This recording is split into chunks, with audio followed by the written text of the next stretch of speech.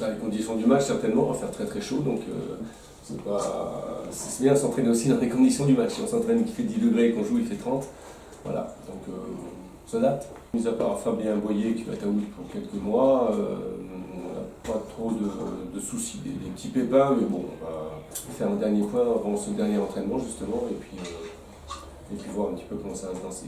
Toujours comme les périodes de préparation, avec des hauts, des bas, des bouts de match plutôt pas mal. Je pense pas qu'on ait fait un match conséquent. On a fait plutôt. Après, il y a tellement aussi de changements de joueurs qu'on a du mal à s'y retrouver. Moi, personnellement, c'est pas la période que je préfère, en tout cas en termes de compétition, parce qu'on n'est pas dans la réalité, notamment en termes psychologiques. Voilà. Ce que je retiendrai, c'est que c'est plutôt pas mal, qu'on est en déficit d'efficacité offensive par rapport aux occasions qu'on s'est créées. Donc c'est une réflexion aussi qu'on doit avoir, moi, le staff, les joueurs, voilà, travailler la finition. Voilà, parce qu'on a mis 8 buts dont 5 dans le même match, aujourd'hui c'est insuffisant. 2 matchs sur 3, ça sera des gros tests quand on voit les équipes cette année qui constituent cette Ligue 2. Concernant Sochaux, on connaît l'adversaire, comme tout le temps, on prend un maximum d'informations, que ce soit des images ou comme eux font sur nous, évidemment. Donc voilà, il y a eu un profond changement dans le club à l'intersaison. On part un petit peu dans l'inconnu, puisque c'est le premier match en plus. On est prêt à envisager différentes compositions d'équipe, différentes manières de jouer. Voilà, je pense que sur ce premier match, ça ne sert pas à grand chose de se focaliser sur l'adversaire. Voilà. Surtout que c'est très très nouveau. Donc on va bien se préparer et réfléchir à ce qu'on va faire nous. Vendu d'une part il y a quelques temps, maintenant repris par aussi de nouveaux sportifs, par des Espagnols. Donc une arrivée massive d'Espagnols, et on voit qu'aujourd'hui le FC Sochaux il est à l'heure espagnole, si je peux dire, dans sa manière de jouer, dans sa manière de récupérer les ballons, dans le profil des joueurs. Voilà, ça joue beaucoup au sol, ça cherche à récupérer vite le ballon, c'est des garçons qui vont vite, enfin, voilà, un peu le football espagnol tel qu'on aime le voir. Bon, j'espère que demain soir ils ne pourront pas trop afficher leur qualité, mais bon, voilà, on sait les grandes tendances de cette équipe, on les connaît. Et c'est vrai qu'après, avec le virage qu'ils ont pris, ils sont passés du noir au blanc, ça c'est clair. Donc bon, après, on verra sur le long terme. C'est vrai que là, avec je crois une quinzaine d'arrivées, un effectif qui est plus que revisité. Donc surpris non, parce qu'ils ont pris des gens de qualité. Je vous dis, je pense que ces matchs de préparation leur ont servi aussi à mettre leur principe de jeu en place. Après, voilà, en fonction des équipes qu'on rencontre, ils ont joué aussi des équipes de Ligue 1 qui n'étaient pas tout à fait pas prêtes, comme Strasbourg, Dijon. Enfin, bon, je ne suis pas là pour commenter leur truc. Vous savez, les matchs de préparation, c'est une chose, comme je disais tout à l'heure, et demain, on est dans la réalité du championnat. Alors, pour moi, déjà, ce n'est pas un tour de force. Je trouve que la dynamique qui existe déjà dans le groupe, elle existait avant que j'arrive. Donc, les joueurs, ils ont envie de la conserver, cette bonne dynamique, de monter, d'agressivité. C'est une équipe jeune quand même par rapport à ce que j'ai l'habitude de diriger, donc avec beaucoup de dynamisme. Donc ça, ils vont conserver, c'est leur empreinte. Ensuite, je l'ai déjà dit quand je suis arrivé, le joueur de football, il se met à la disposition de son coach. Voilà, une fois passé l'effet de surprise, peut-être la déception pour certains, peut-être je m'en fous pour celui qui ne jouait pas, parce qu'il y a aussi, c'est toujours un peu pareil. Bon, en fonction je joue pas, on aime plutôt son coach. Donc le joueur, après je pense qu'à partir du premier jour de la reprise, il n'est plus là pour commenter ce qui s'est fait, il est là pour se mettre à la disposition de son nouveau coach, montrer les qualités de chacun, pour que, voilà, c'est aussi peut-être un nouveau départ pour certains joueurs, peut-être certains qui ont beaucoup joué vont moins jouer, enfin ça dépend un peu, quand on change d'entraîneur, on ne sait jamais trop à quelle sauce on va être mangé. Bon, mais c'est leur force aujourd'hui, c'est pas la mienne du tout. Bon après, je pense que la mienne ainsi que Francis de Persin qui est mon adjoint, on est arrivés tous les deux, ça a été de se mettre à disposition du club plutôt, voilà, de chercher à bien comprendre comment ça marchait, qu'est-ce qui marchait bien, qu'est-ce qui a amélioré par rapport à ce qui a été fait sur ces 2 montées.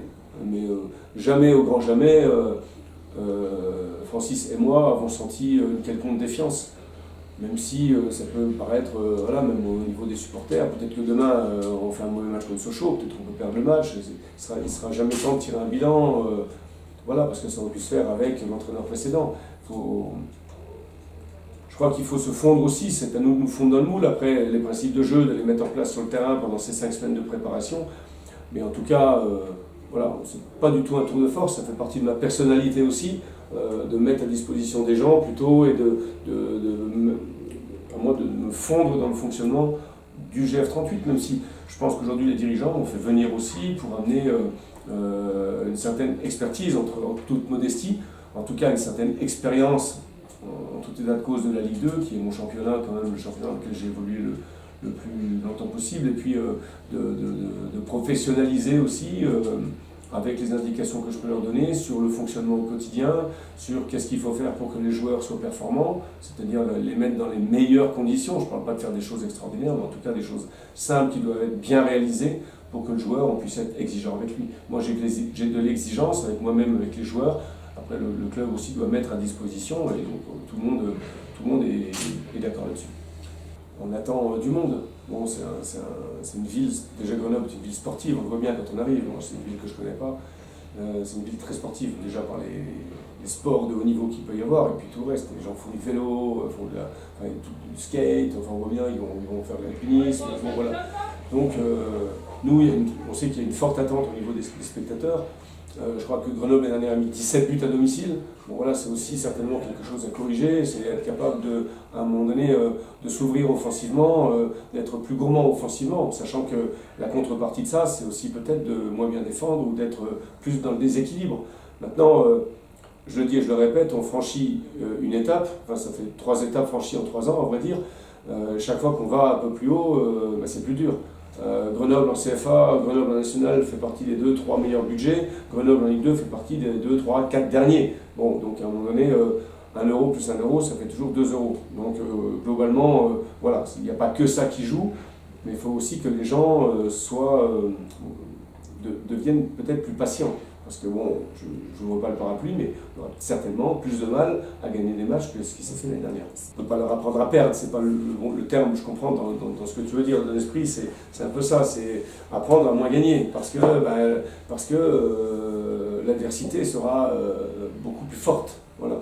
Quand vous jouez contre Lens, quand vous jouez contre Metz, contre Nancy, j'ai contre 3. Aujourd'hui, on n'est pas dans la même course, il faut appeler un chat un chat. En termes de structure, en termes de stade, peut-être oui, mais en termes de structure, en termes d'organisation interne, non. Donc voilà, donc il y a tous ces paliers à franchir ou à refranchir pour le GF38, qui, je rappelle, était en Ligue 1 il y a 7 ans. Donc c'est pas il y a 30 ans non plus. Donc c'est très très proche. Donc, et comme tout le monde veut le retrouver, il faut qu'on fabrique ça, il faut qu'on construise ça, voilà, pierre après pierre, parce que si on pense que ça va être facile et qu'on est trop pressé, on risque de se ramasser. Je pense qu'il faut aborder ce championnat avec beaucoup d'humilité. Si on fait le total des gens qui ont joué ne serait-ce qu'en Ligue 2, aujourd'hui dans l'effectif du GF38, je ne suis pas sûr qu'on dépasse 150 matchs, sur l'ensemble des 20 ou 25 joueurs. Alors que vous avez des équipes, voilà, ils ont 3 fois, 4 fois, 5 fois ça, peut-être en Ligue 1 même. Donc voilà, donc il faut le savoir, mais on va compenser par autre chose, plus de dynamisme, plus d'opiniâtreté, etc. On ne gagnera pas des matchs en Ligue 2 qu'en courant après le ballon, ça c'est pas possible. Donc à un moment donné, quand on l'a, il faut être capable de bien l'utiliser. Ça a été aussi mon discours depuis le début de la préparation, où on faisait tout à 1000 à l'heure. Alors c'est sympa, mais faire des passes à 1000 à l'heure, c'est difficile. Donc à un moment donné, il faut se calmer, il faut jouer juste. Le ballon est précieux, quand on le perd, on est en danger, d'autant plus qu'il y a des zones, on est encore plus en danger. Mais voilà, on est souvent plus en danger quand on a le ballon et qu'on le perd que quand on l'a pas. Bon, donc quand on l'a pas, on est toujours en mode je défends, etc. Quand on l'a, on est en mode j'attaque, je suis désorganisé, et quand on le perd, voilà ce qui peut arriver. Donc il faut qu'on soit capable d'avoir une bonne utilisation de ce ballon, parce qu'on ne récupérera pas toujours nos coups comme ça, simplement en courant plus que l'adversaire. C'est un équilibre à trouver, qu'on soit capable de déséquilibrer l'adversaire, et puis nous, voilà, être costaud aussi défensivement, parce que chacun cherche à faire.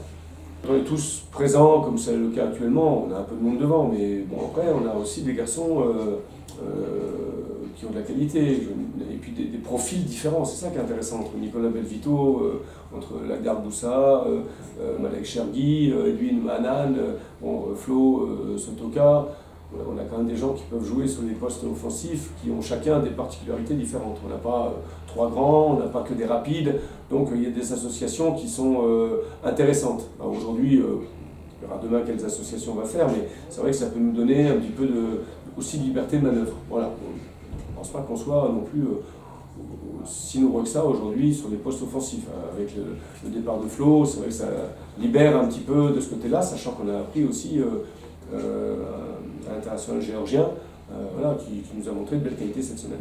Bon, alors globalement, il a pris l'entraînement avec nous cette semaine, donc c'est un peu court, quoi, je dirais. Il y a toujours, et puis avec ces gens qui viennent un peu de loin comme ça, il y a toujours une part de risque de les balancer un peu trop vite, même si ce qu'il a fait mardi, sur le stade des Halles d'ailleurs, c'était plutôt pas mal. Mais il a ressenti aussi pas mal de fatigue, et puis on attend aussi son